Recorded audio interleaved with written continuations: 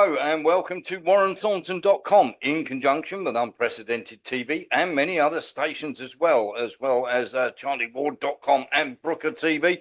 Paul Brooker will be with us in a second. We'll give him the intro he deserves in a second. But if you are watching on X, you are watching on Kick, you are watching on Rumble, please come across and subscribe to WarrenThornton.com. You get, for the price of £3, you get 6 shows every single week to do, of course, with this show, and it's for 2 hours long. You also get a subscriber show, many other articles, and many other appearances that we have all around the place. So if you are one of those people who enjoys this show, come across, because we can talk about stuff on there that we can't talk about elsewhere. And of course, we are, how can I put it, always talking about things that are massively controversial, and we're going to talk about a few of them tonight as well.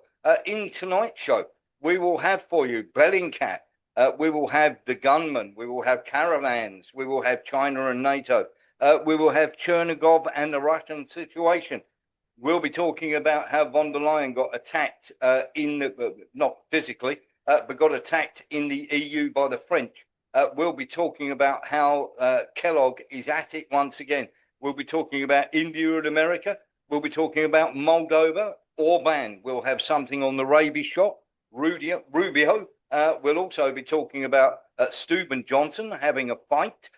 We'll be talking about teachers, trans shooters, Venezuela, and many, many other things. And of course, as I say, we've got a full and packed show. There is something we're going to talk to Paul Brooker about in a minute, but just to give you a heads up, today we've been battling against the trans lobby because there is the shadow that nobody wants to talk about, and we are going to talk about that in the second hour.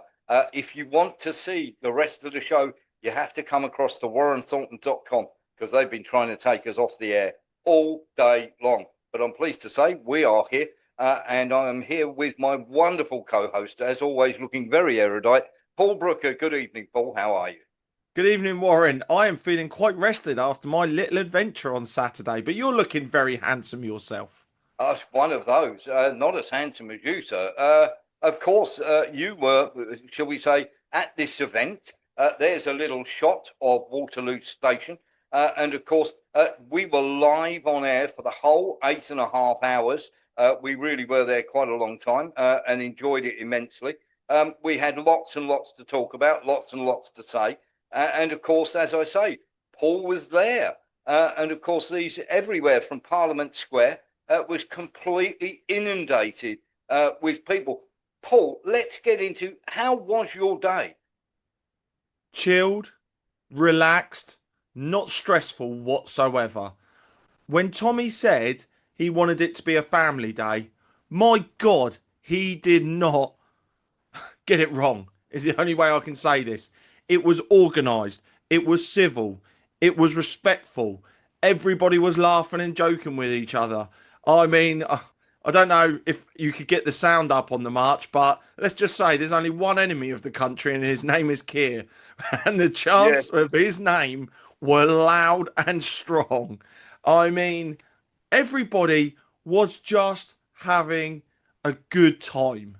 And you saw all sorts of nationality flags in that march. It brought a lot of people together.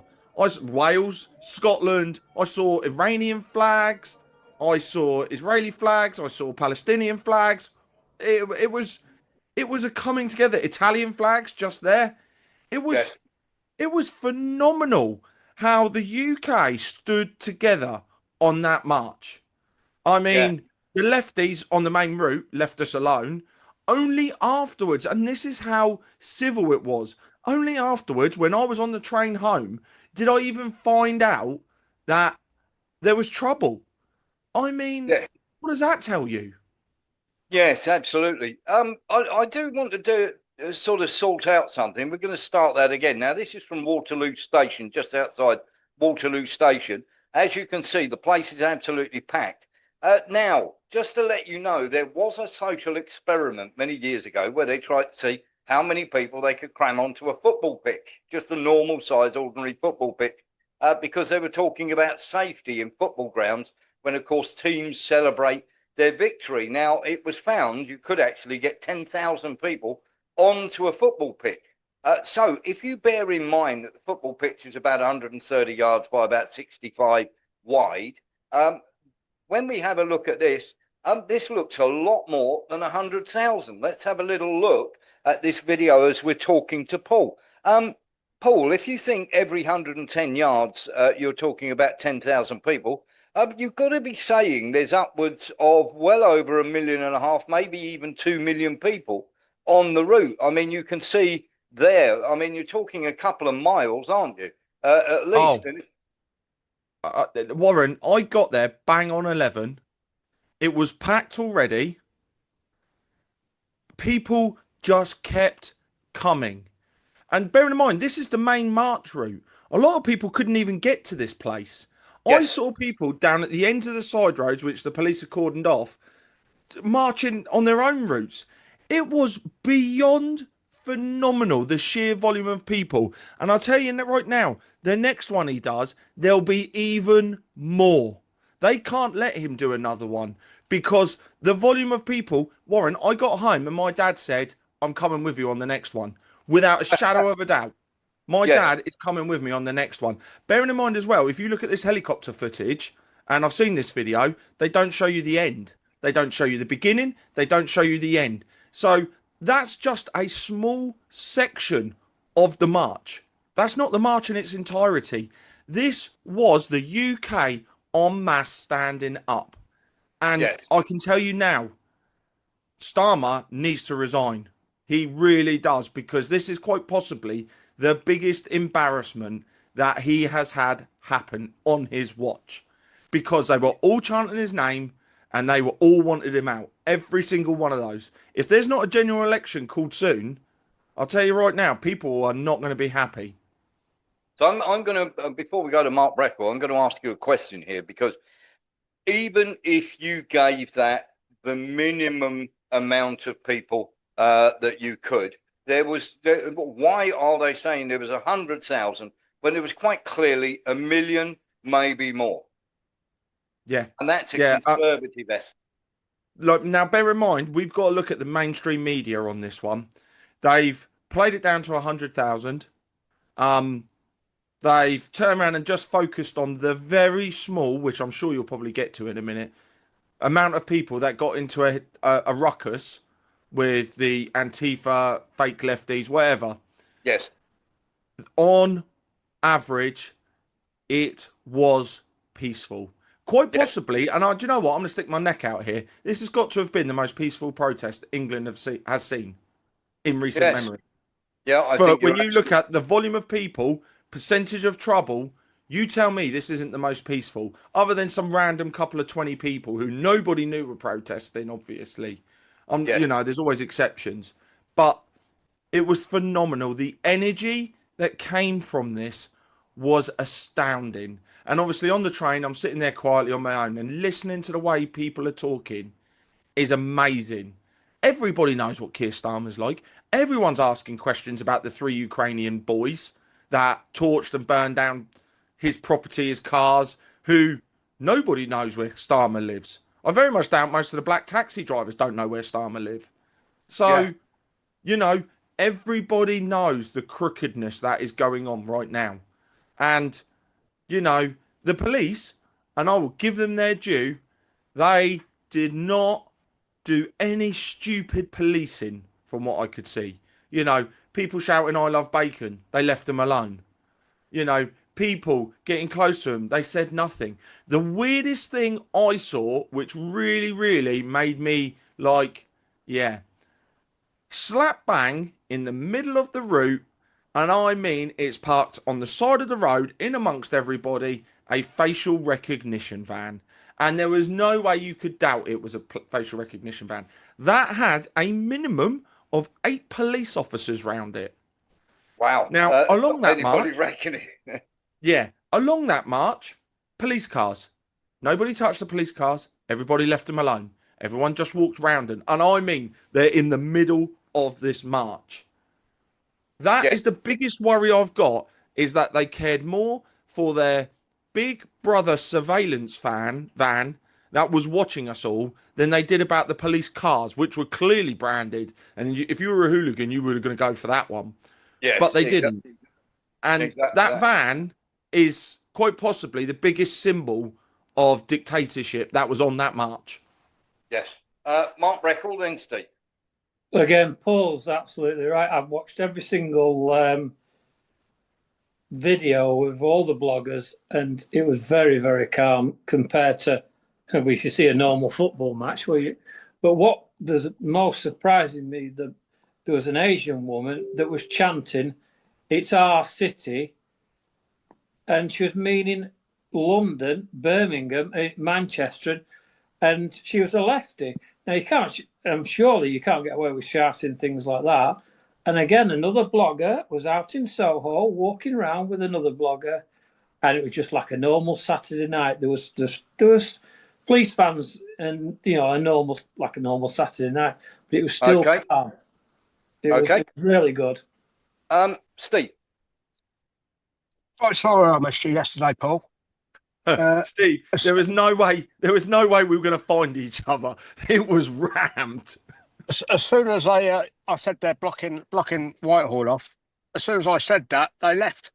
And so I walked straight across to Parliament Green, Parliament Square, and looked around the Churchill statue, and I just couldn't see you. You know what I mean? Yeah. But I carried on. What I was going to say, the next day, Dougie Beattie, the reporter, came on GBN, and to give him his due, he's the only reporter I've heard who was actually there and said what he saw. And Yes. he was very even. And he said he was amongst the group that got peeled off and taken up, down the embankment, probably in Northumberland, up to where the Antifa was and the soap dodgers. He said they were marched straight into them. And when they arrived there, a bottle was thrown, and then a flare was thrown.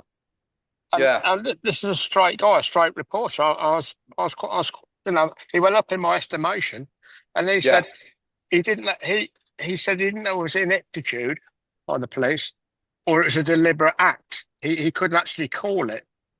Sounds like a deliberate act, doesn't it? Cordoning them off and making sure you've got a section that can get in there. But when those helicopters overhead. I mean, they knew what they were doing. Yes, absolutely. They could have. It's very easy to coordinate with the police to not take them there. And as I say, I've said it time after time. We'll go to Mike Watson after this. I've said it time after time. If you don't want any trouble, ban them. Yeah. From attending a march. Just turn around and say, no counter-protest today. You want to have a counter-protest? You have one tomorrow. And guess what? The people who are on this protest today are not allowed to protest tomorrow. And if they do, we'll arrest them. That's fair. The best banner I saw that day, and they put it on the main screen, was Keir Starmer loves a rent boy. Yes, yeah, we have seen some of that. Mike Watson, did you want to have a word? Your mic was open. Yeah, hi guys. It was just a quick one about numbers. I mean, I couldn't get over Westminster Bridge. We got sort of like turned back towards Waterloo. Waterloo Bridge was pretty empty, but I saw a picture online which showed Vauxhall Bridge absolutely chock-a-block because the MI6 building was in the picture, and it was it was absolutely rammed with people Union Jacks on. I don't know if anybody else saw that, but it was. Yeah, yes, it absolutely was. Vauxhall Bridge, yeah. Yeah, I mean, we covered the whole thing for 8.5 hours, and the video is up on warrenthornton.com if you want to go and watch it. Right, yeah. We covered the whole thing for 8.5 hours. That included people marching up and people marching back. There's no doubt there was well over 1 million. That's a very conservative estimate. The people saying that there was 100,000 there are just talking absolute nonsense. There was on one of the bridges alone, somebody had one of those, the clickers whenever anybody goes across, and it was like a recognition thing. So you walk past it, and the police had one of them. So why are they lying? There was 300,000 on that. One guy had actually turned around to the police and said, "How many people have gone to the bridge?" And the guy turned around and said, "At the moment, 296,000." And there was still a huge queue coming across the bridge. So it just goes to show you they were lying through their teeth. Now let's get into this. So Antifa we had turning up. And they got a bit of a kicking, to be honest. So we're going to let you into a little secret. And this is the way you get rid of Antifa. Basically, you had 5 or 6 Antifa at the end of the demonstration, decided to climb on the tube. And as usual, the football guys showed the way to do it. They split off into 2s and 3s, also jumped on the tube, the Jubilee line, got off at St John's Wood, along with the Antifa, and that was the situation was dealt with there. So for the people who do decide to go to those marches dressed up as Antifa, do be aware that those things are now starting to come back to bite you, because people are deciding they're going to follow you once you've been there to cause bother. Paul Brooker, there is something we do have to talk about when it comes to the police, because the Metropolitan Police did something really, really naughty. They put up all sorts of, shall we say, nonsense, saying that there was trouble and all this, that, and the other. But it turned out that the pictures that they were putting up online were from 2020. That's a bit naughty of the Metropolitan Police, isn't it? Oh, that's extremely naughty, Warren. They shouldn't be doing that, because you're literally showing propaganda, not facts. So that is a massive no-no. And the fact that the government's allowed to do this, because the Met Police don't do anything without the government, say so, is shocking. So somebody in there's tried to paint this picture far worse than it was. And I also want to say, do you know that Antifa march, or the lefty march, I should say, stopped slap bang at the back of Tommy Robinson's stage? And I mean, there was like 150 yards between the back of Tommy Robinson's stage and the lefties. Now, when you look at what happened, so people got turned off to the right, and there was that many people. They kept them all there. They swooped round, and this wasn't done on purpose. This is people lost because they've lost the direction they're supposed to be going. They ended up covering every exit. They couldn't get them out. Yes. They were stuck there for quite a while. Now, the Metropolitan Police posted a crowd of Unite the Kingdom protesters attempted to enter the sterile area of Whitehall, that is to keep the two protests apart. Officers were attacked and projectiles have had to use force to avoid their cordon being breached. Now, they put that up as on 2025, look, the 13th of the 9th. Now, that was from the COVID protest back in 2020. That is quite staggering, isn't it, that they would put that up? Yeah. Oh yeah, 100%. And that's just lies. They are literally posting lies, Warren. It's wrong. Absolutely wrong. And you wonder why people don't trust the police when they're lying to our very faces, expecting us to accept whatever dribble they put out there. And actually, I think they've taken the post down, because I can't find it at the moment, Warren. Yes, I'm not surprised. But of course, like anything, everybody's been getting hold of that post and posting it everywhere. When you stick it on the internet, it's forever, Paul Brooker. So on your overall thoughts on the march, we obviously broadcast all the speeches. Got to say, there were 1 or 2 speakers on there who were not very good at all. There were 1 or 2 people on there who perhaps shouldn't have been on there, who seemed to have a different agenda, shall we say. But the free speech agenda, which is what it was meant to be all about, that pretty much, how can I put it? The first hour and a half, I was sort of looking at it going, beam me up, Scotty. But afterwards, it got much better. Ben Habib, and then, of course, we had Elon Musk appearing out of nowhere, which came as a massive shock, didn't it? Oh, yeah. Do you know what? My jaw dropped when he appeared on there. And Elon Musk, some are saying he's trying to stir up trouble. No, he's telling it how it is. If you do not step up now, British culture is going to go. And it will be done inside of 30 years. Inside of 30 years, British culture will disappear. It's not going to take very long at all. And I'm sitting here going, Do you know what? Elon Musk is only speaking the truth. And I would like to also say Elon Musk was one of the only people years ago, and it always stuck in my head. He said the problem on this planet won't be overpopulation, it will be underpopulation. And he was one of the only people that said it at the time. And guess what? Birth rates are falling, populations are dropping. Elon Musk, I have massive respect for. Massive. Yeah, I'm going to, just before we go to Mark Breckle, the Elon Musk was turning around and saying that our government is utterly ineffective, which it absolutely is.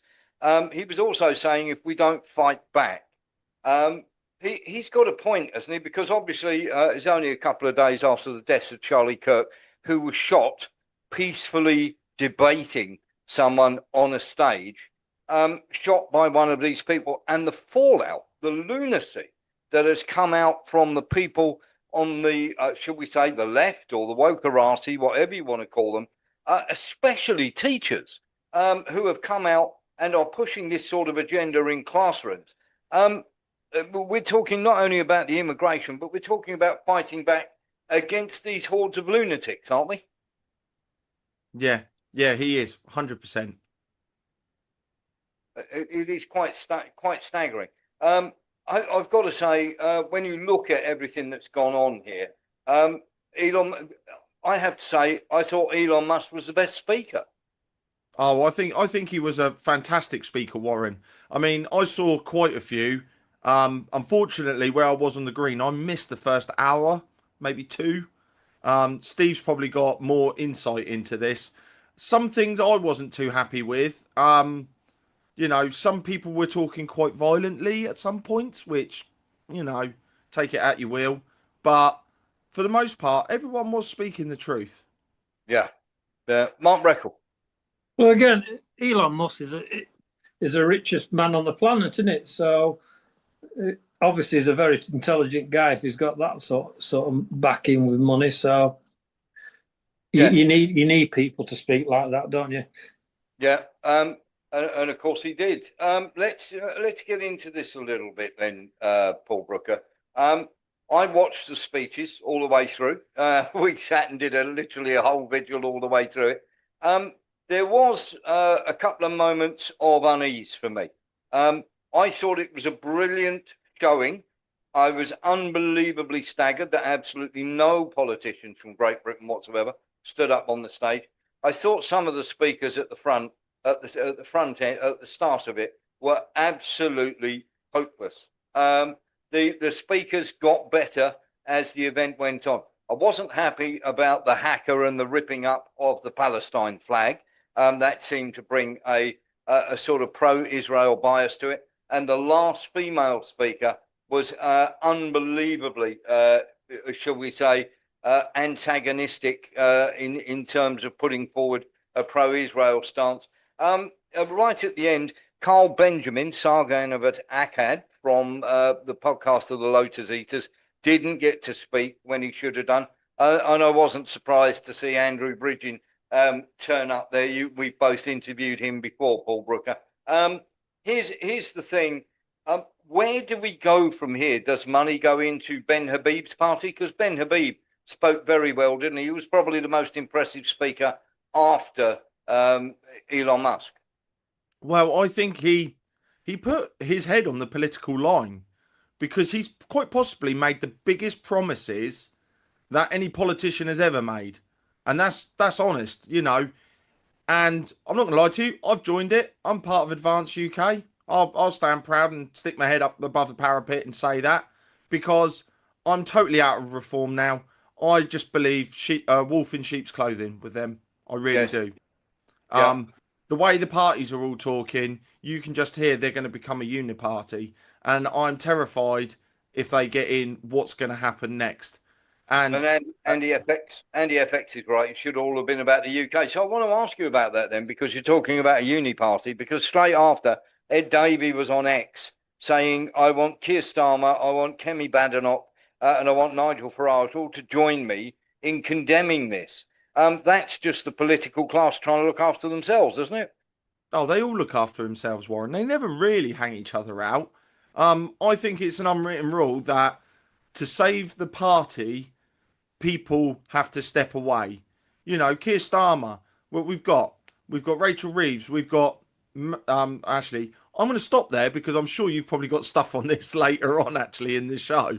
So yeah, we'll talk about that bit a bit later on. But yes, Yeah. Uniparty. All they do is pass the baton to each other. So here's a couple of things that I took away from this, or have taken away from it 24 hours later.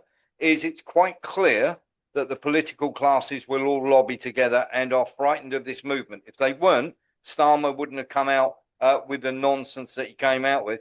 In actual fact, I'm not being funny, Paul, at all here, but I put Starmer into Chat GPT and said, "Can you turn him into a Muppet?"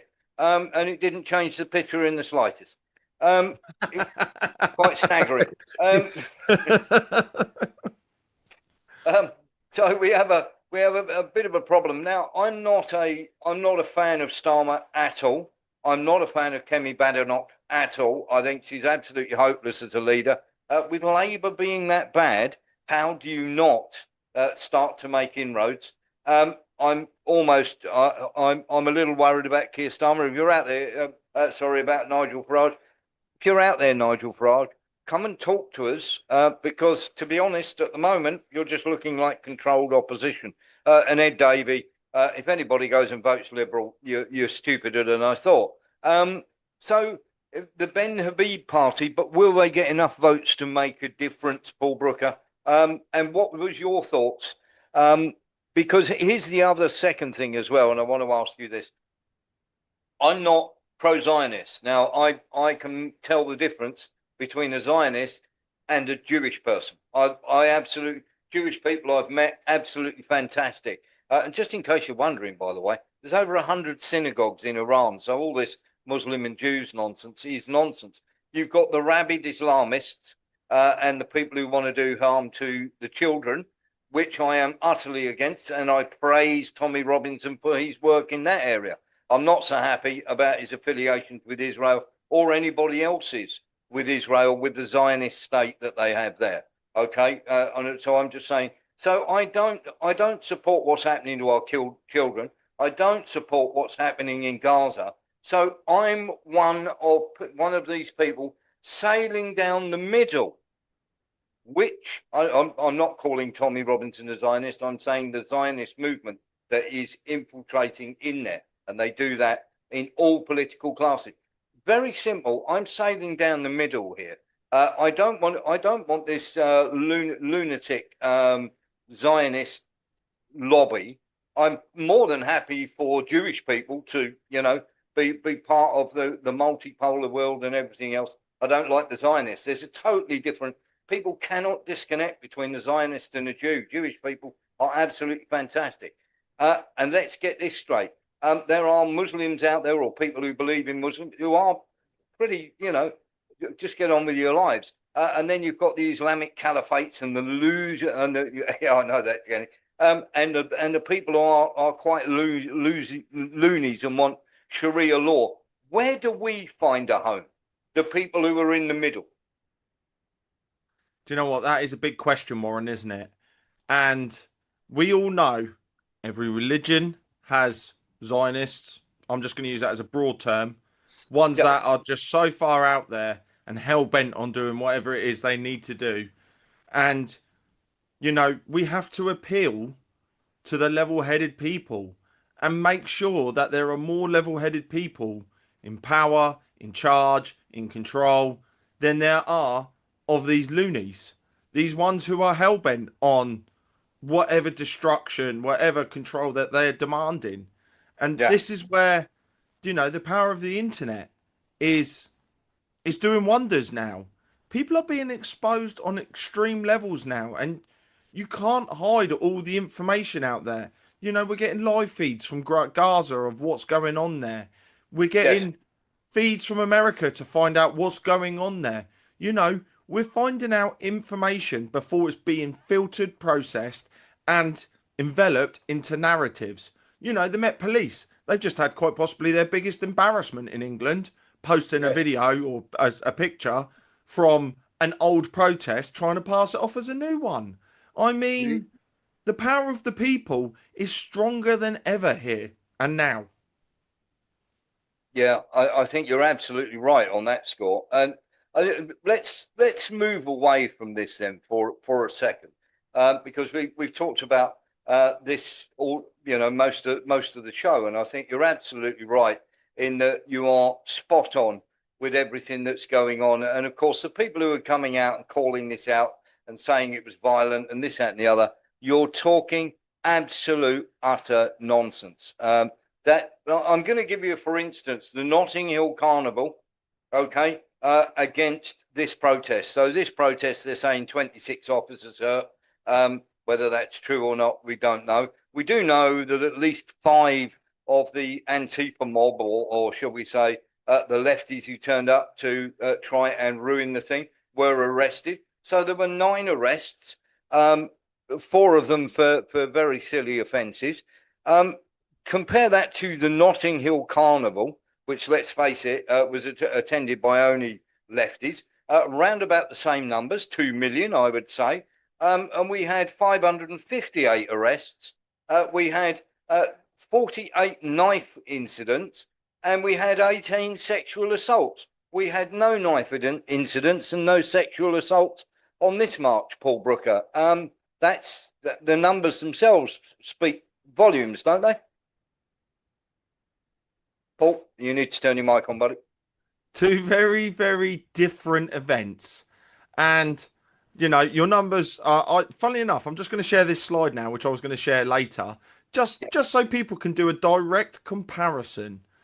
And, you've got to look at that. So we're far right racist jobs, but the violence was minimal. And the lovely family day out of all this diversity, different religions, you name it, it was there, and it was a cesspool of violence. Yes. You tell me why the Notting Hill Carnival shouldn't be scrapped right here, right now. If that had happened at the Unite the Kingdom rally, everybody would be calling it for those marches to be banned. Well, Tommy would have egg on his face, wouldn't he? He would never be able to do one of these again. I'm sorry, you just wouldn't.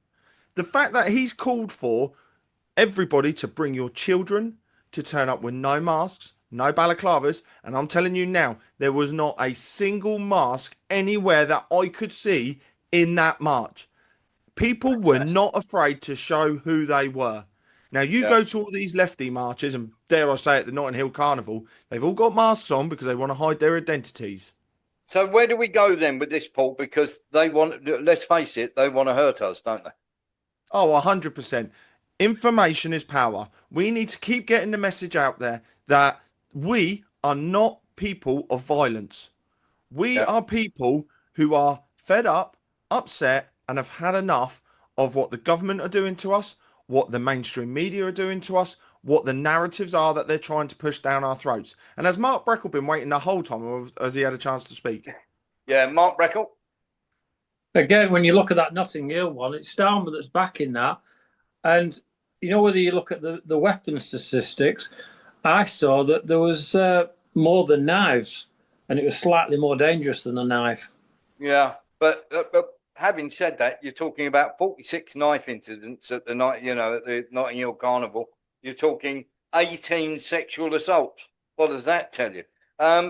Could tell you plenty. Thank you very much for that, Paul. You've got some more stories for us. I have. And one last thing, and it's quite possibly the biggest thing Elon Musk said, they are importing voters. Yes. They are importing them. That is why none of the parties, if a party will not talk about immigration and stopping the boats right here and now, which they can do, they are part of the importing, okay? They want to population replace us, full stop. They do. They do. There's no question of that now. Yeah. Right, okay, we're going to start with my next story because there's one man that needs to be held accountable, and his name is not getting shouted around enough. And that's our wonderful friend, Dr. Fauci. When people are vaccinated, they can feel safe that they are not going to get infected. I got infected about 2 weeks ago. It was my 3rd infection, and I had been vaccinated and boosted a total of 6 times. Tells you everything, Paul, that, how can I put this? That they went from being 100% safe and effective to only 42% safe and effective in the space of a year. Tells you everything, doesn't it, Warren? It was all lies. All Yep. lies. Prove me wrong. Because I know enough doctors who can prove you right. Prove me right. Let me just give you this staggering statistic. By the time your child is 18, they want to have given it 79 vaccines. Happy with that? If you That's are, in the go UK. ahead. Yep. That's in the UK. It's in the hundreds in America. Yes. So, Unbelievable. yeah. We won't say too much because that's what gets us cancelled on mainstream media. So if you guys want to talk about that, head over to warrenthornton.com. Join us for the second hour because trust me, it gets juicy. Right. My next one. We're heading over to Nepal because this is hilarious what's gone on over there to elect the new official. So here we have, this victory is not ours alone. It is a tribute written in the sacrifices of those who laid down their lives for Nepal's future. Long live Nepal, the land of the brave. Now, if you look here, this is a Discord server. And if you start flicking along, this is who the new, is it the, oh God, I've forgotten her name now. Yes, the new president is going Yes, to be. the new president. Well, they had a vote on Discord about her. 7,000 people out of the 40,000 voted for her. And this is where the future of politics is going, Warren. Yes. Everyone's just going to vote online. You're going to have your whatever your ID is, and it is just going to be all done live. You can just see it coming. As you brought up Nepal, let's have a little chat about the National Endowment for Democracy, the USA, and remember that Nepal lies in between India and China. So let's take you through a few facts here. If you think for 1 second that a bunch of teenagers got together and in 5 days they overthrew the Nepalese government, I have a bridge to sell you. Now, it's a really, really easy thing. All countries need a Western-style security law that prevents anti-government groups taking political interference cash from hostile nations. That means the National Endowment for Democracy, which is the CIA, and many other Washington-based groups put money into these youngsters to do this. Western nations have such rules. The US has a written policy to campaign against Asian nations having such security laws. Let that sink in. Pass such a law if you urgently lack one. In recent years, the National Endowment for Democracy has assigned a particular political interference division of their operation to each country. The IRI was given charge of Nepal operations. In Hong Kong, we both let the RIRI, let's try that again, and the DNI open offices. That's a mistake. Let them block them. Now, the OSF, which is George Soros units, tend to give matching grants to groups identified by NED. You need to block them too. There are numerous other groups in the same funding area too.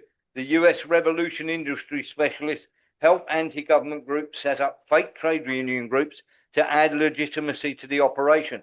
They registered scores of new ones during the Hong Kong arrests to create anti-Chinese spokespersons for the media to quote, which they did. Watch out for these strands of interference. Student unions and youth groups are a standard targeted group. So look after your young people. Youth are ideal recruits, says a US strategy document written by a hybrid warfare manual writer. They are risk takers. They believe in their own immortality. This was in 2009. Don't let the National Endowment for Democracy rile up your younger citizens and get them angry enough to burn down buildings and risk their futures. Digital access groups in the West constantly interfere in Asia. In Hong Kong, the US Open Technology Fund, George Soros, had a secret US 2 million fund specifically designed to help rioters evade law enforcement and boasted about it. Nepal, an East-West dispute over digital access, was a key focus behind the scenes. Now, the local independent media groups are co-opted to push and exaggerate the regime change narrative. Inequality exists in Nepal. Corruption exists in Nepal. So keep an eye on them. And give breadth and depth to nuanced analysis. Co-opting the full range of big and small media too is a huge strand of the hybrid warfare operation. US bodies spend a fortune financing anti-government media operations around the world. In Indonesia, see Remote TV, Project Mutalili, New Narrative, The New York Times said foreign interference in Hong Kong was a lie, even though the US easily spent over $200 million on political interference in the city. Guilty parties helping out with it are such as Fox News, CNN, the BBC, The Guardian, the New York Times, the Times of London, and others. A standard technique for the various US operations is to work quietly, building up pro-democracy, meaning pro-Washington groups, in foreign countries over several years, and then wait for a flashpoint.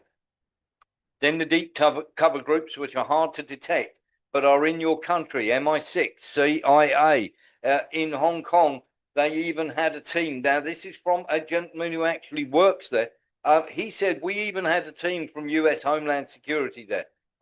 We make sure the authorities are aware of their presence. In Hong Kong, we failed, but governments will have a better ability to watch them than our citizens. So if you believe for 1 second this was an organic overthrow in Nepal, you're completely wrong. Paul Brooker. Need to turn your mic on, bud. I'm going to have to watch that recording again, buddy, because I'll tell you what, you went through... Oh, hang on, my computer's doing stuff. You went through a lot of information there. I'm not going to lie to you, Warren. What I can take away from that, which I understand, is that there are external powers that engineer this.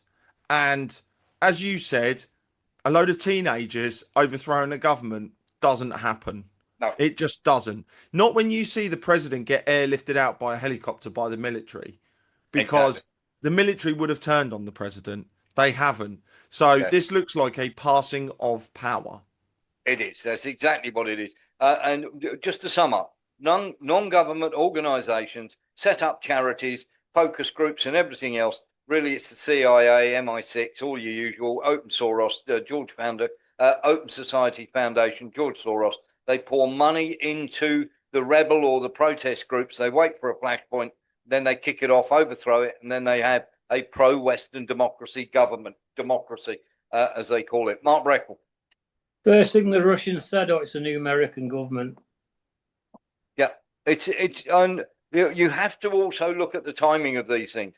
India and China have just signed a deal to become great friends. Okay, we've had unrest in areas right beside both these countries, and now we've got one smack bang in the middle of both these countries. That's just an accident, is it really, Paul Brooker? Well, no, I don't think it is an accident, Warren. You and I know there's not a lot of accidents that are real accidents. Most of them are orchestrated, is probably the best terminology for that. You're absolutely right. Yeah. So, should we jump on to my next story? I think we've well and truly covered CIA and controlling everything that's going on. I'm going to jump back over to Charlie Kirk's shooting, because in the first part of it, or in the quite possibly one of the most watched videos, there's a gentleman that jumps up at the front looking like he's celebrating. Well, he's issued a video now of what he says actually happened. You remember this dude right here? Seconds after Charlie, man, he jumps up and, USA! USA! Well, he made a video, and let's see what he's got to say, y'all. The event opened with music, people throwing hats, and loud exchanges from different parts of the crowd. At that point, I did not see what happened directly. My head was lowered while I listened. When I heard a sharp crack, at first I thought it might have been fireworks or a disruptive prank, so I looked up to the horizon for smoke. When none appeared, I realized it must have been a firearm. My friend reacted in horror, saying Charlie had been struck. His voice and description told me how serious it was. Based on his reaction, I believe Charlie had been gravely injured. I instinctively checked the security team's movement, though I have no affiliation with them. Realizing the situation was dangerous, I stood and shouted USA, not as a provocation, but to project strength, encourage others, and create a distraction that might help calm panic or even save lives. At that moment, no one knew whether this was a lone shooter or something coordinated. Is anybody buying that story, or does it look like he's reading off a script? Obviously, people are going to say, well, he wrote it down so he could read it. Dude, look at the joy in his face. This is after they've already after they're carrying him away. He's like, yeah, USA. Dude, this isn't a movie, man. What? My take on this, Paul, is people's reaction Genuine surprise, genuine euphoria and everything else is instant. So the moment that happened, his reaction, instant, you get shock, you get horror, you get surprise, which only lasts for an instant on your face. But the instant reaction of joy is also the same thing if you know what to look for. Okay, the instant that is a euphoric moment for him. He's clearly reading off a script. I don't believe him for 1 second. I've actually seen the video where he's done that, and the absolute outpouring of the anger and the joy and everything else. And that's a guy just trying to cover himself there. For me, let me put it this way, and you know that we used to do deception leakage, as part of our job. That guy's quite clearly lying. Yes, that's what it looks like, Warren, doesn't it? And this is why I wanted to bring it to the audience, because I would love to hear in the comments what everyone's thoughts were. Because 1 minute I think this is a guy apologising as it goes on. Then I watched the video again and I was like, he's celebrating. You can see it. You can see him celebrating. You know, that excitement. I'm sorry, but everybody's in shock when something like that happens. You know, we've seen enough videos of this sort of thing to know what really goes on. I mean, you've probably been there, Warren, unfortunately. But, you know, that guy is trying to cover his ass. I think he didn't quite realise he was the only one that celebrated in that crowd, which says, oh, shit, I thought there was more of us here. Oh, bugger, there's not. Oh, dear, everyone's going to want me dead now. So I need to try and cover this up somehow. And his speech didn't even make total sense either, did it? It really didn't. No, it didn't. It didn't. And he's clearly reading from a script. Now, if you're making, there's the second part. If you're making a heartfelt apology, you put the camera on and you do that. You don't have to read from the script. I'm very, very simply, if you wanted to do something like that, you turn around and say, oh, I'm extremely sorry about my reaction to Charlie Kirk's death, what I was trying to convey and what I was trying to do. And you don't need to read from the script because it's from the heart. You can turn around and just explain it. Not a problem at all. If you have to write it down and then read it out, that sounds like something a politician would do.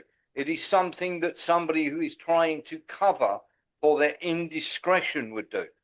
Just go on. If it had gone on perfectly clear, but as I say, when you see these sort of things, it's like, you know, you get people turn around, you say something to them and they go, it's mock surprise. You know surprise when you see it. You know shock when you see it. You know euphoria when you see it. That he was, in that moment, euphoric that happened. End of story. Sean Murphy. Yeah. Well, Warren, to be honest, he didn't look like a radical conservative, did he? One of those. He really did look like a radical lefty. Sean, he was euphoric. He was absolutely euphoric. And his appearance is a real lefty look as well, isn't it? Yeah, I'm not saying people can't look the way they want, but but if with that behaviour and his looks, I would say he was a real radical lefty, and he was absolutely overjoyed.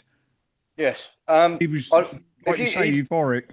If you take the looks out, of it, the euphoria he displayed there is a natural reaction to something that you absolutely want to happen.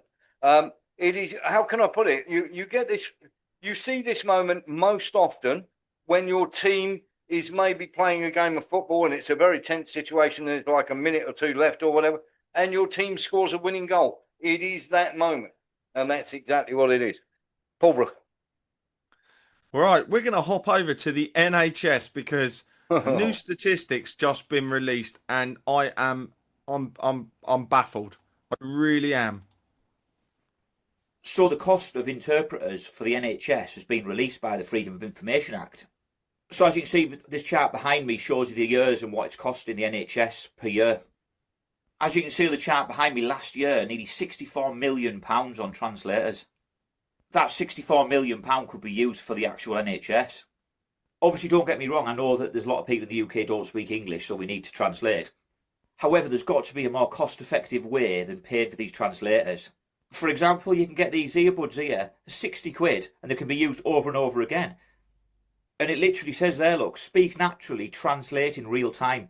Just talk, no button pressing, no awkward pauses. Like, why can't we use things like this that can be reused than having to pay for translators? Even using your phone when I'm overseas, I use my mobile phone to translate. Can't they have like a duty phone that's used specially for translating? Like, there's so much more cost-effective ways. Like, who manages this system? It's ridiculous. Yeah, absolutely. My thoughts on this are suddenly let's get somebody in from abroad to translate the translator who needs translating when the translator can't quite make it work. Gordon. Hello there. I'm at this present moment at work in an NHS building, right? And I can tell you firsthand, we get translators in almost every day, right? Yeah. And almost none of them are needed, right? The people come in, walk up to the counter, speak perfect English, and we had one the other day where the husband and wife, they were from like an Indian type country. The wife couldn't speak English, but the husband could speak perfect English.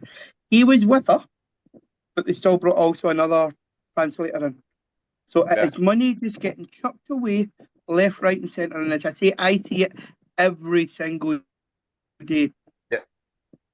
Let's put it this way, if I walk into a hospital here in the Philippines, I can make myself understood because there's people who speak English. And of course, it is one of those things where you look at it and you go, I'm not buying that for a second, and we need to spend money on translators. Mark Breckle. Well, again, I was injured in Ishgar in Russia, and I just took a woman with me, and she translated, and it cost me nothing. So I can't understand why they're paying for translators in England. It's not difficult, is it? Take somebody. So what you're telling me is, if these people can't speak English, they don't know anybody who speaks English either. Sean Murphy. It's just a big scam, Warren. It is. It's a big scam.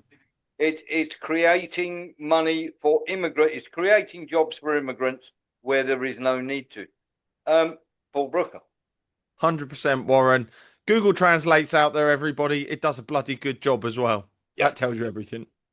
All right. My next one. And we're going to go with something quirky here. Weird British laws. So I've got 7 weird British laws here. The first one. It's illegal to handle salmon suspiciously.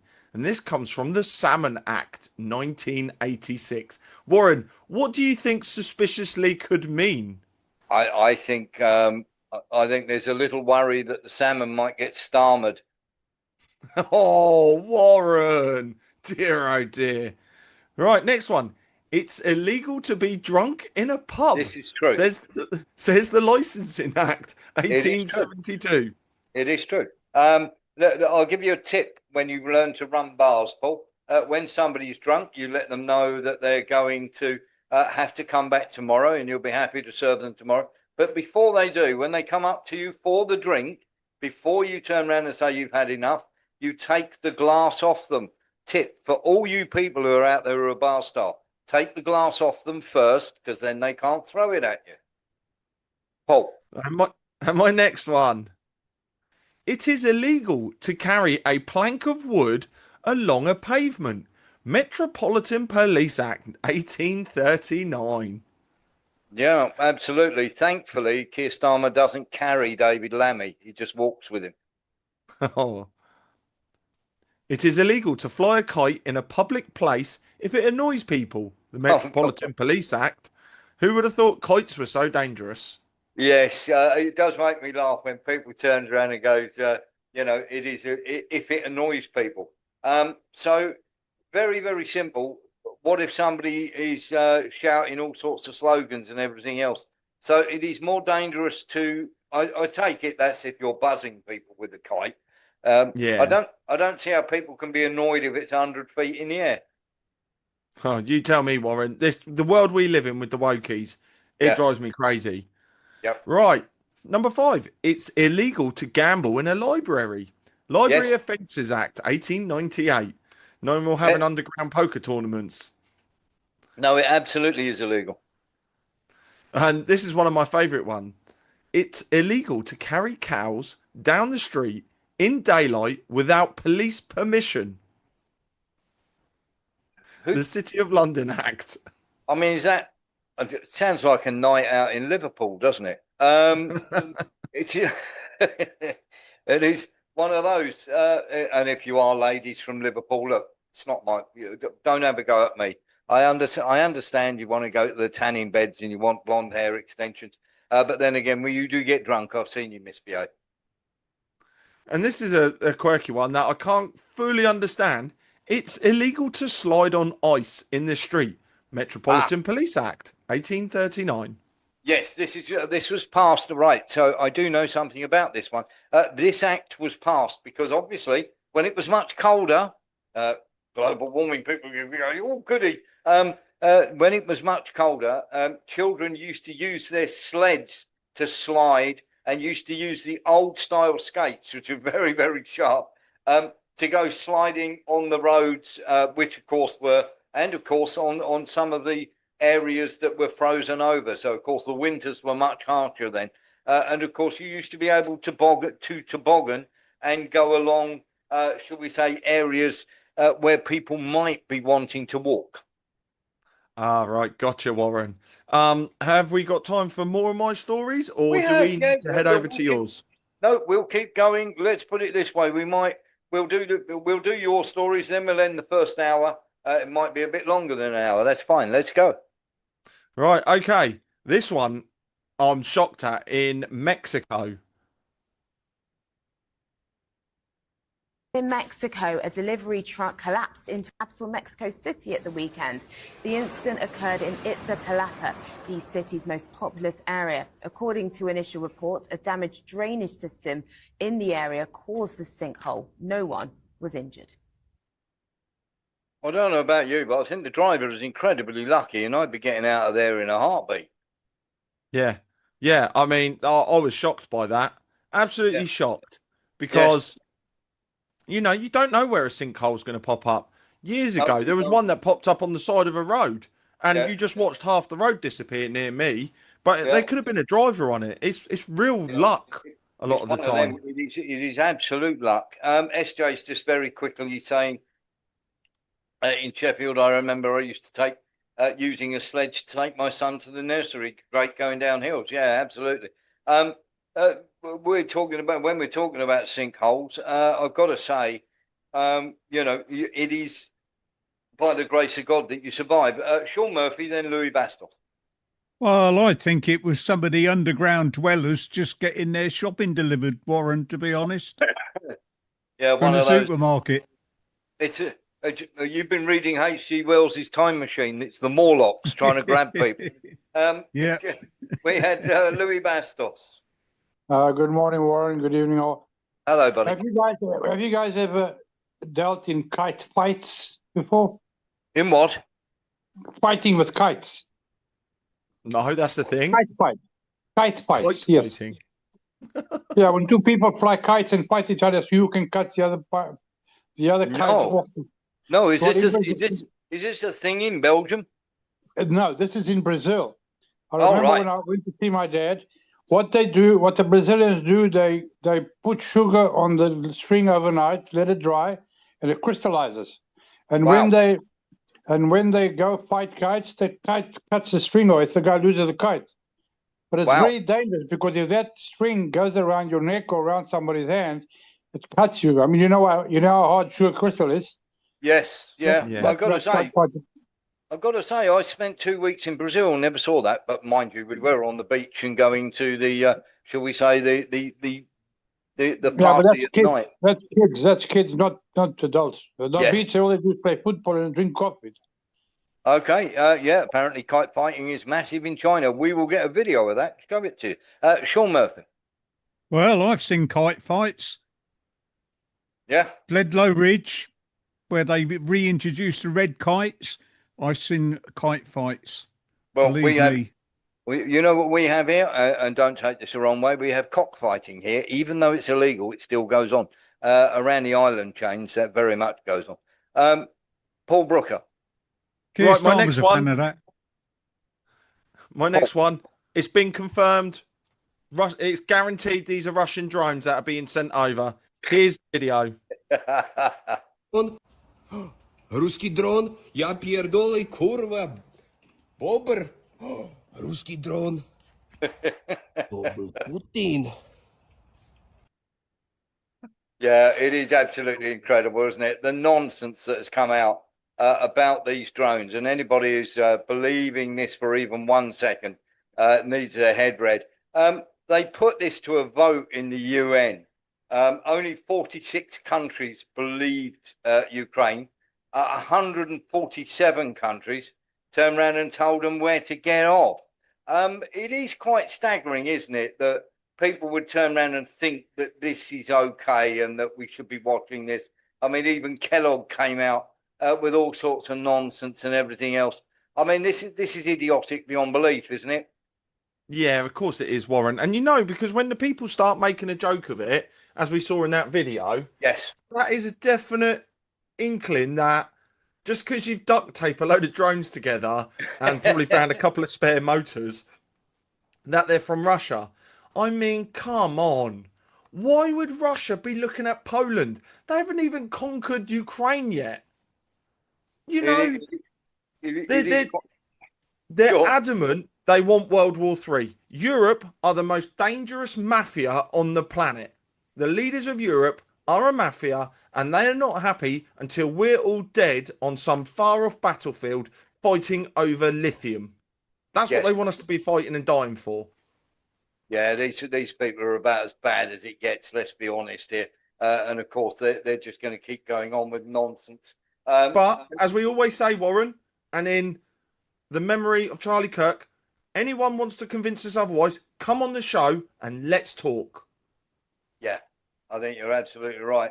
But no, these people never come on because they know that the nonsense. Mark Breckle. Oh, the Polacks will be worried about 1939. That's what it is.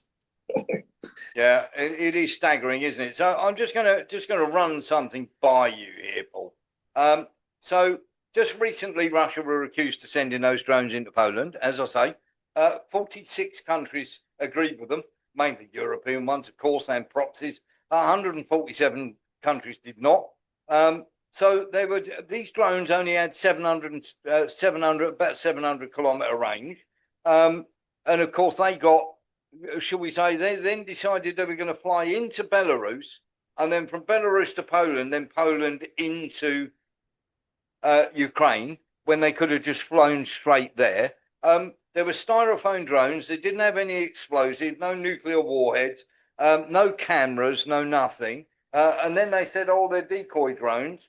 And then it was pointed out they couldn't make the distance. And then they went, oh, no, they flew them from Belarus. So let me get this right. Belarus flew these drones on behalf of the Russians into the airspace and then contacted the Poles to say, we've just sent these drones into your airspace, which they didn't. Oh, but Warren, it gets better. You're going to fly some super secret spy drones into Poland, which could potentially trigger World War III. Yes. And you're going to land them perfectly and not build explosives into them to leave no trace of what they are. Of course, that makes total sense because you're Russia, and if Europe kicks off, you're not finishing Ukraine anytime soon. It's just so you've spent 3 years not involving anybody else in the war and being really, really careful about it, and you decide the best way to stir up tension and escalate everything is to throw some styrofoam drones into Russia with into Poland with no explosives. And then, of course, at the weekend, we had Romania scrambling their jets because some drones flew into Romanian airspace, but it turned out they come from Ukraine. And as soon as the jets were scrambled, the drones did a U-turn and flew back to Ukraine. Mark Breckle. Warren? Mark Breckle. Oh, it's just like the Ukrainian army. They're winning, but they're just going the wrong way. Yes, they're advancing, only it happens to be in the wrong direction. Anybody who's believing this NATO, well, now that the British are in charge and they've basically given it over to Alexander Stubb of Finland, who's like well up for it. Anybody who believes this utter nonsense of the drone story, they were put together with duct tape, for God's sake. These are old drones that have crashed. They've saved all the bits. They've cobbled them together and gone, let's try and cause an international incident. And Ukraine have formed for this. They dropped an air defense shell on Poland and then tried to blame Russia for it. Paul Brooker. Oh, you tell me, Warren. You tell me. Let's not forget when Ukraine tried to take the nuclear power plant, their orders were capture it or blow it up. Yeah. So you were going to create an environmental disaster if you couldn't capture it.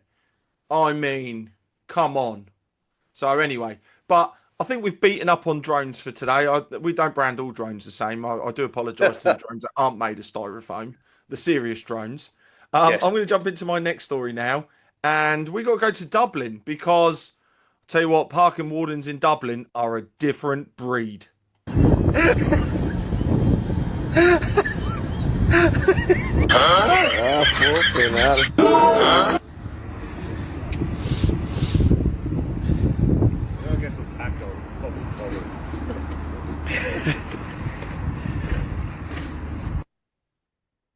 They clamped the plant? They clamped every piece of plant that was there to resurface the road because they were parked in a bus lane. I'm loving the idea of that. I'm loving the idea of that. You can't park there, mate. Yeah. And then let's just bounce back to the UK police because we haven't beaten up on them enough for one day. This guy needs retraining. Andy FX is in Ireland. He says it's all revenue. It's all revenue. Don't worry about that. The Irish don't mind as long as they get paid. Yes. Oh. Right. We've got to talk about some retraining here. Just to read the bit at the top, it's Show me the pen. Show me the pen. Yes, show me the pen. Show me the pen. What?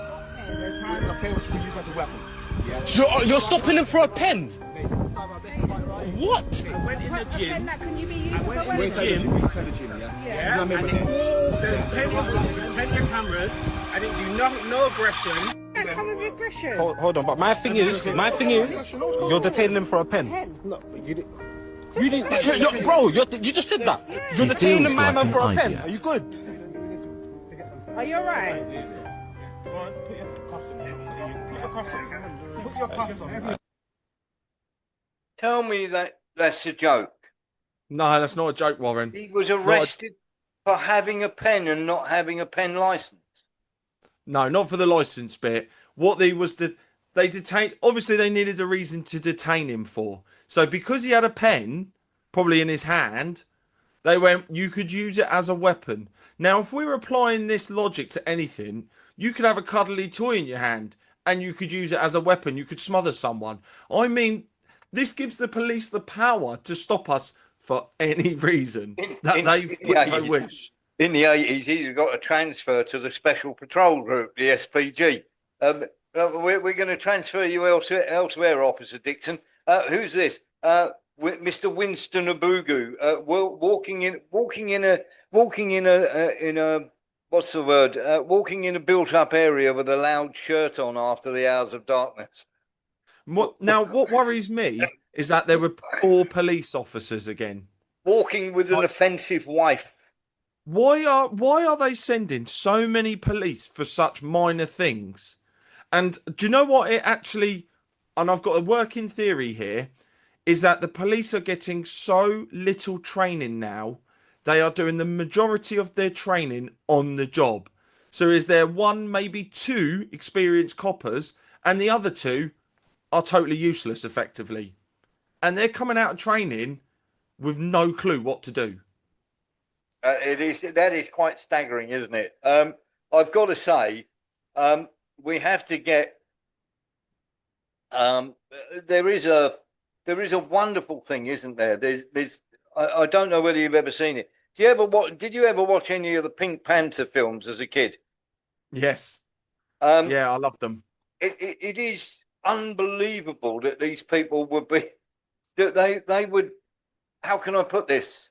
Do you remember and please don't take this the wrong way, but when Peter Sellers is in the second one, he's saying, do you have a license? It's quite staggering. Mark Brackett. Again, they should start dealing with people like bloody big steroid freaks that I used to do, 6'1" and full of muscle. You know, it's well, the guys that just come out of the prison because they've been working out after they've been selling drugs for like 6 years. They should be like really targeting the big boys, not someone that's got a pen. It's surprising, isn't it? That seems a very strange thing. Just have a look at Peter Sellers walking about here. That is straight out of Peter Sellers. Do you have a license? Somebody else had their hand up. Yeah, as well. only a quick one. I was going to say, them police chickens, because they got going for a pen or something. Quite incredible, isn't it? But thankfully, he didn't turn up with any crayons or any felt tips. Paul Brooker. Well, on to my next story, Warren. Well, the EU are up to something, and I love this guy because he's a member of the MEP, and he's exposing them. This guy is a true truth warrior. The European Union will scan your personal messages. Yes, my friend, this is what hundreds of articles in the media are saying, with some titles confirming that the European Union will start reading your messages starting from October 1st. But wait, my friends, because a lot of things that are mentioned in these articles are completely false. So as a member of the European Parliament, let me explain you why the European Union wants to scan your private chats and how they will do it. To understand the whole picture, we need to go back to 2022, when the European Commission, which is something like the government of the European Union, led by Ursula von der Leyen, proposed the controversial child sexual abuse regulation, which shortly was renamed by the critics as the Chat Control Regulation. Basically, in the first proposal in 2022,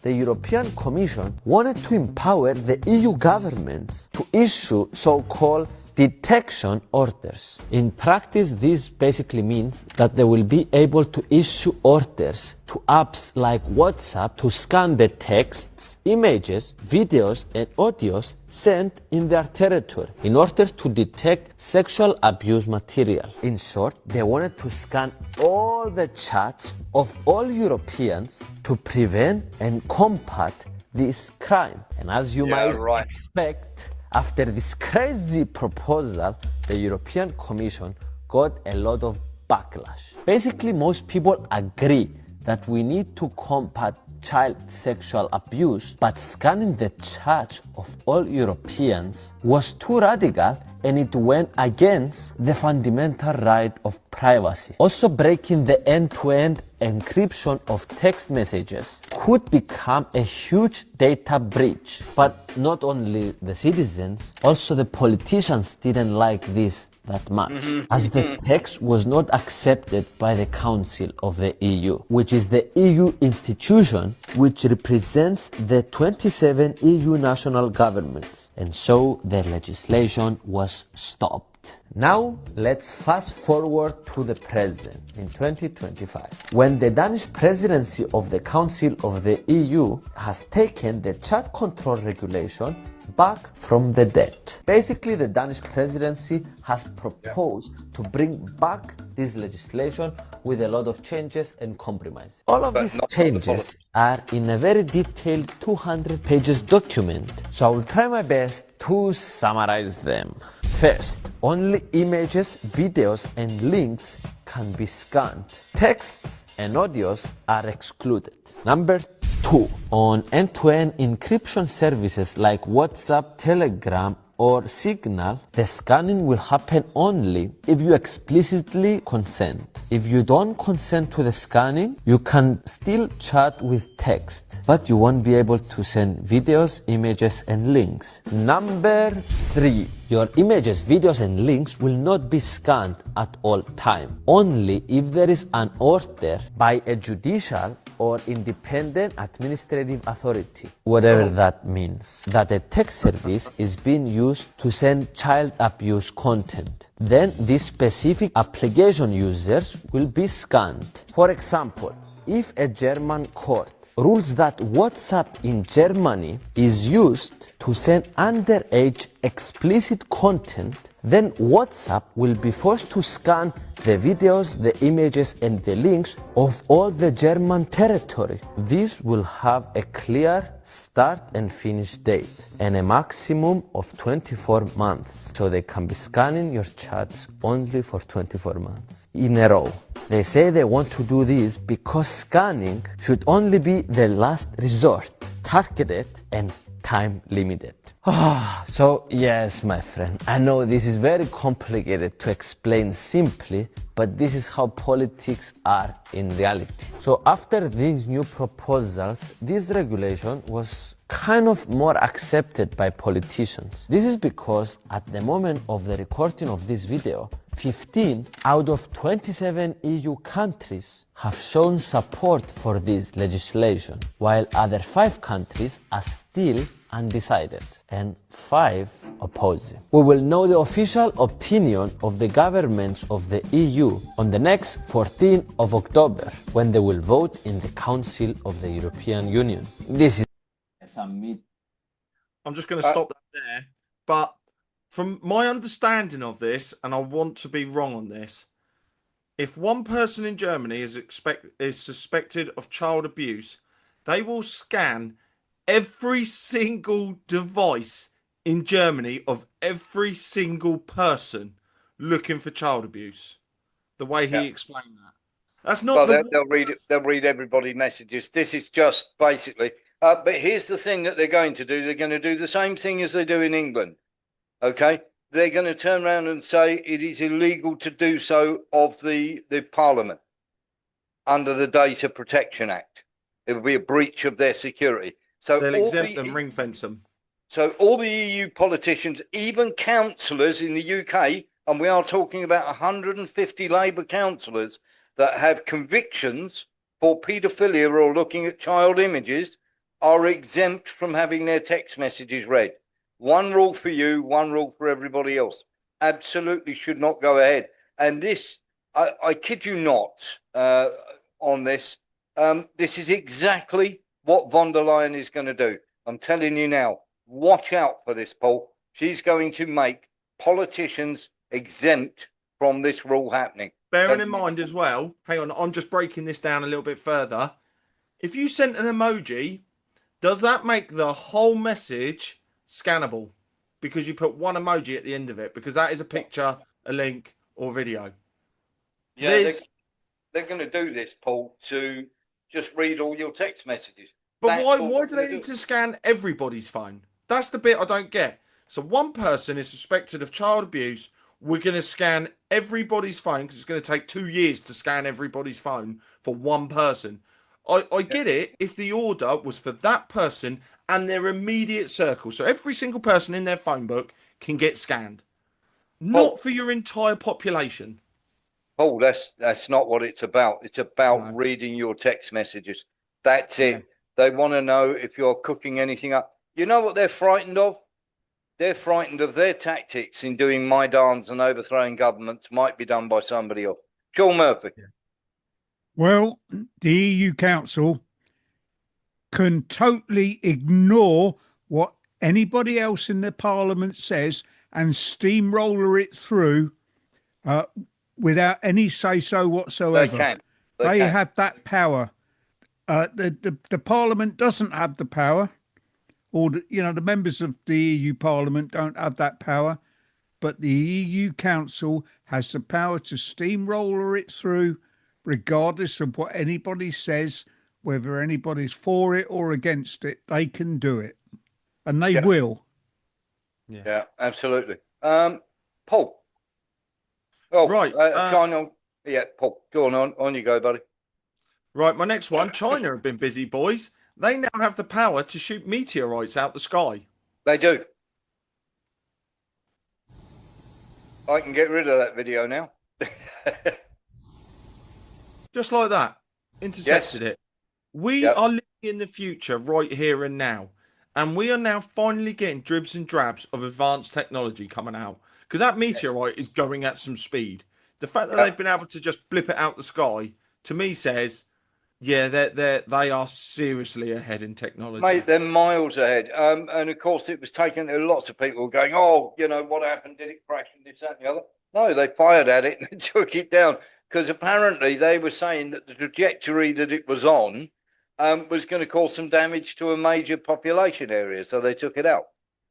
Wait, you mean the government actually want to protect their people from a natural disaster? Don't tell me that, Warren. Don't tell me they actually care. Yeah, but China are also talking about many years ago in the 1980s, there was a film called Meteor, which was about what would happen if, this rock called Orpheus came flying towards the Earth and caused all these tidal waves and everything else. And the Russians and the Americans get together to turn their nukes round instead of pointing from outer space at each other. They turn them round to fire them at this rock and blow it up. But the Chinese have already put this forward. They've already started working on missiles that they can fire at asteroids outside of our solar system to break them up. Yeah, I mean, everyone's too scared to show their laser technology at the moment as well. We see little clips, but trust me, these boys, they've got proper technology that they're all too scared to tip their hats to show what they've really got. Honestly, at the weekend, when the drones were flying over Poland, I was hiding under the bed because I thought there was lasers on the drones. NATO had worried me that much with scrambling all them planes. Yeah. I hate to say it, Warren, you are on an island that probably isn't strategically valuable. But I could be wrong. Yeah. I'm sure there's probably lithium under it, and freedom is coming to you very soon. Yeah. Freedom and democracy. If we don't get freedom and democracy soon, it'll come and visit us. Yeah. Obviously, did you cover the Charlie Kirk Memorial being destroyed yesterday? No, I've got the video for it, but on you go. If you've got one, let's have it. Yeah, here we go. So, this is getting really weird. There's a man that just went through and destroyed a Charlie Kirk memorial at Turning Point USA, and he had on the same exact shirt as the person that took Charlie Kirk's life. In Phoenix, a 19-year-old named Ryan Corral was just arrested by police after he went and destroyed the memorial set up for Charlie Kirk outside his nonprofit, Turning Point USA. And witnesses actually had to detain this man before the police got there after he was seen stomping and kicking through all of the flowers, pictures, and candles that were set up for Charlie Kirk. And although that is an absolutely terrible thing to do, to actually go and destroy a memorial for somebody like Charlie Kirk, the thing that makes it worse is that that man was dressed exactly like Tyler Robinson, the man that took Charlie Kirk's life just a few days ago. He was wearing jeans just like Tyler Robinson, and he had the exact same distinct t-shirt with the bald eagle, the American flag, and the writing on top and bottom. And the only way you were actually able to get this shirt is by making a donation to the Disabled Veterans Foundation. Now people are asking, do a lot of people have this shirt that were attached to Tyler Robinson, or did this man just happen to randomly have this shirt and then show up at this memorial? No, this is a copycat lefty loony. There's one in the chat saying exactly the same thing. This guy is doing it to get, how can I put it? This is, look at me, I'll be famous amongst the lefties and everything else. You people are just sick beyond belief. I don't like Obama or Clinton when they die. I'm not going to shed any tears over them, but if they were to die horribly, I would be just as shocked and outraged as anybody would be at the death of Charlie Kirk. The fact that you can celebrate the death like this and then go and destroy a memorial shows that you are mentally unbalanced too, and there is something wrong with you. There's nothing wrong with everybody else, but the people who have put this ideology in your head, they need arresting too. Mark Breck. Again, I was looking, and I'm sure it was a woman. She was spraying ketchup all over. It looked like a memorial as well for Charlie. They're not right in the head. It's just completely disrespectful. They really need a life, don't they? Really. They are unbelievable. I mean, let's face it. They think that life has dealt that they can behave how they want and run about like they want. They're utterly stupid. I'm sorry. If people think that this is okay, you're as dense as they are, and people like Stephen King and everybody else, and all these teachers are out there getting fired because they couldn't keep their political opinions to themselves. You're an educator. You're there to teach. You're there to teach biology. Well, I'd suggest you don't do biology, but you're there to teach history, mathematics, political, or sciences or whatever, or PE. Shut up and do your job. Paul Brooker. My next one. Tell you what, planes are getting more dangerous. I'm sure they are, and I don't know if this is some sort of psyop to stop us flying around. Ladies and gentlemen, please breathe through your clothing. Stay low. We on a smoked out goddamn plane. Look at bruh. A Wall Street Journal investigation reveals that toxic fumes on thousands of flights have caused severe brain injuries to passengers and crew. Early symptoms like dizziness and vomiting often worsened over months, leaving many with permanent damage to their nervous systems. Reports of these incidents have surged in recent years, with many linked to Airbus A320 jets. So what's the problem with the A320 jets that is allowing this to happen, and what is that? Fuel leaks is what they're saying. And somehow they're finding their way into the cabins. They won't tell us the truth. Not for a long while. But this is the bit that absolutely shocked me, was that they did not drop the oxygen masks. And the reason for it is they don't filter fumes. But my God, you probably stood half of chance of getting at least some form of clean air into your lungs, rather than being stuck breathing in fumes. And it just absolutely shocks and baffles me. People got to get together and take this lot to court, haven't they? Yeah, they will do. But as everyone knows, they'll just bog them down for years and years, and then their payout won't be much of anything. This is horrible how the legal system works in this day and age, on top of everything else. But my shock is, in this day and age, it seems like every product that is being made is not being made well. And it is a race to the bottom, and they're now starting to play the percentages. Well, it could leak. There's a 10% chance it could leak. Oh, that'll do. That's within our safety margins. Yeah. Rather than a 0.0001% chance, which is how they used to build things in the old days. Yeah, absolutely. Mark Breckle. Isn't it like with Boeing? I was watching quite a few planes, and they always seem to have fuel leaks, and a lot of them started bursting into flames. So it's not a new thing, is it? Yeah, Boeing like to take out their whistleblowers. Eric Jones. Yeah, it's probably going to be the same as they did with Camp Lejeune at the Marine base, where the water was toxic, and they waited till generations of people all died off, including my aunt, uncle, and cousin, who were all on that base, and all died of cancer, by the way. Wow. So, yeah, they wait till they all die, and then they start saying, well, we'll pay out this amount. It's like, yeah, thanks. It's a little late. Yeah. No good, is it? Camp Lejeune, one of the most horrible things going. Here's a novel idea, America, or whoever is in charge of the aerospace of the United States. FAA, ground all those particular planes until they fixed the problem, and that it doesn't happen again. And if it happens again, ground the entire company that is flying that plane that doesn't fix it. And that way, they're losing money. Hit them in the pocket, not with lots and lots of, as Paul was saying there, lots and lots of lawsuits, many, many years, which take forever to get done. Ground them immediately. Paul Brooker. Well, that's what it should be, shouldn't it? But they're too scared to. And I'm still an advocate that they play the percentages now. They really do. And it's horrifying because it's up to those the safety- FAA. It's up to the FAA, Paul, to protect the people in the sky. But then we all know that they're not up to the job anymore. They're far Well, from it. Most of these sack 'em. agencies have got no teeth to them whatsoever. Yeah, sack them. Do you know the beautiful thing about the health and safety in Great Britain? I used to work for the health and safety executive. We show up, we've got all the power in the world. Yeah. Yeah. Yeah. I mean, everyone knows if the health and safety turn up to a building site or actually anywhere, haven't they got the same power as customs agents where Yeah, they can just walk absolutely, in yeah. When I without was permission? when I was working for the health and safety executive, you could walk literally into a this huge factory and go, that's right. There are so many serious breaches here. Out. Everybody shut the factory.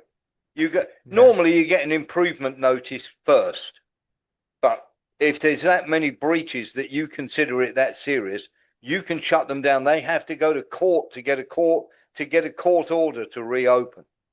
Yeah. And they never get it.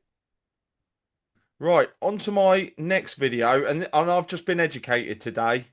I did not realise that's what this meant, or actually, I wasn't even looking for it. Go to the back of your sunscreen. Yeah. You will see this. It's the period after opening. Hopefully the camera can play. Oh, I see. See, it says 12M. Yes, mine says 12M. So that means this is still safe to use for 12 months after you've opened it. So if you've opened a new one this summer, write the date you opened it on it. And then you don't have to throw it away. You know you can still use it next summer. Some of them are 2 years, so they last even better. I didn't know that that's what that symbol meant. Yes. Yes. And my final story before I hand over to the wonderful Warren.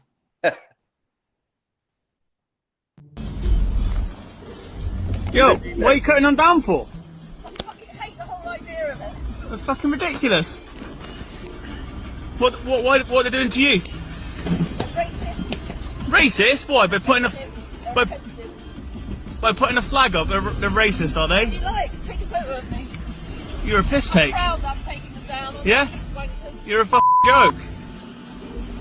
Absolute ridiculous. Look at you. Put it on Facebook. Yeah, we'll do.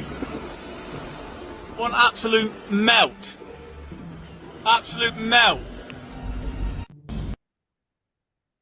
Yeah. When you look at people like that, if you are so offended by the England flag, you move to another country. Okay, if you are that offended by the English flag, you need to leave the country and go and live somewhere else. Because go and live in a country where you're happy with people flying their national flag. Because you've no right on God's green earth to be in the UK. If that causes you so much offence that you have to stop your car in the middle of the road in a dangerous area to go and take them down, then you don't belong in this country and you need to leave. Paul Brooker. I mean,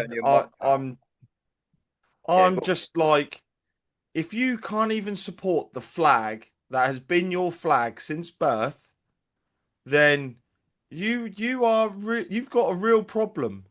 You know, I love our flag. Our flag is a sign of hope, a sign of freedom, a sign of we should be able to live in peace with each other.